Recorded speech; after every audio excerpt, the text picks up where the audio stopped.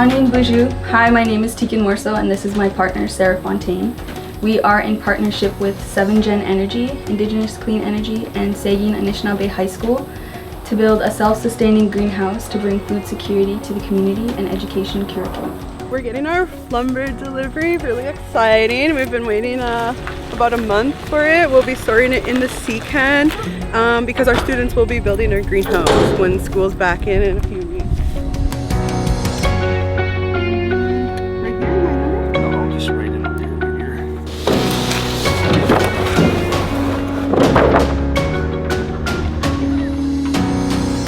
It feels really good to have the lumber arrive this morning because it just feels like the project's finally getting started and it just feels more real now. And it's nice to have the people that were here today help us, and I'm really thankful that they were able to be a part of this morning.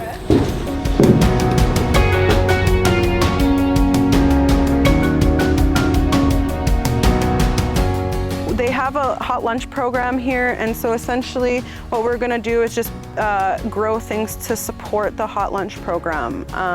We did an interview with the youth, we did a student survey, and a lot of people wanted to just grow basic things like carrots, lettuce, tomatoes, everything that's actually pretty easy to grow already. So we're pretty confident with this project being a success. So. Boil it and put it in your bath. Our ancestors always talked about looking at 7 generations ahead. So, like, you know, you're looking at your great grandchildren. You think about them and what kind of life do you want them to have. She approached me and says, I want you to be an elder for our project. We need that elder, we need that support. So would you accept to help us? So going back, I guess it's actually going back to the way things used to be, because we were self-sustaining at one time as Anishinaabe people, and gardens were huge. They had huge gardens. It's not like the gardens that you see today that are just like, you know, household gardens, food that'll last for a few weeks, whatever. Like, you know, they looked at how much food was needed throughout the winter. Food sovereignty to me means being able to take care of your own community. You know, with COVID, we've seen shortages in stores, et cetera, and just in terms of where our food comes from, you know, a lot of it comes from the States, a lot of it comes from Mexico.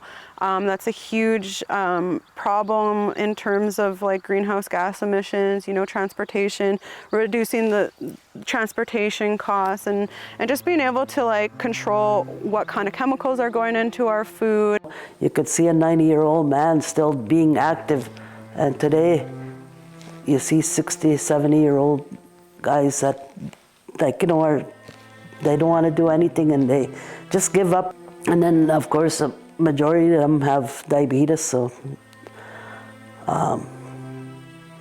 but as soon as they're diagnosed with something, they just give up and they kind of go down. That hope, we have to instill hope back into our people.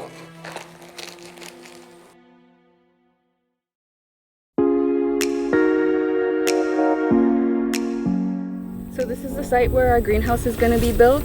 All this old play structure is going to be moved within the next 1 to 2 weeks or something like that. Our community has a high rate of diabetes, so I think it's really important to bring that healthy lifestyle back. And also I think it's important to maintain our own food and how it grows and stuff, because, you know, all the food that gets imported, it comes from somewhere, and food is better when it's like super fresh, right? And it's important to grow it organically, I think, because, you know, there's so many pesticides in the foods. We don't even know what we're eating really when you buy store-bought food. I just wanted to add that climate action is a fight for everybody, and I think more people should be involved in smaller scale projects like this. I know we do need to take corporations and governments and hold them accountable, but I really think the big change is going to come at a grassroots level, so I just really want to encourage everyone to get involved.